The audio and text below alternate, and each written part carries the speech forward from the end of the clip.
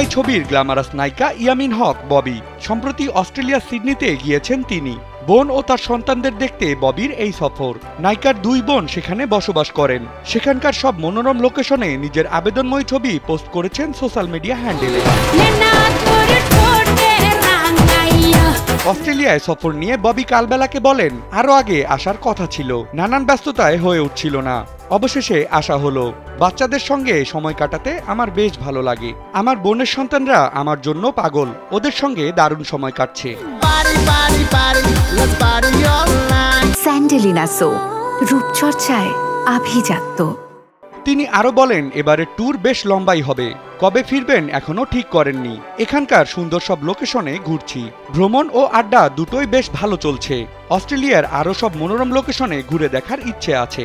ববি আরও বলেন, ঘুরতে এসে ভালো লাগছে, তবে আমি সবসময় আমার দেশকে মিস করি।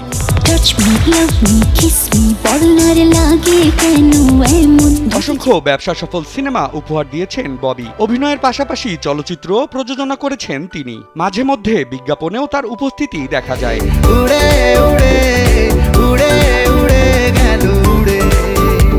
বিনোদন ডেস্ক, কালবেলা।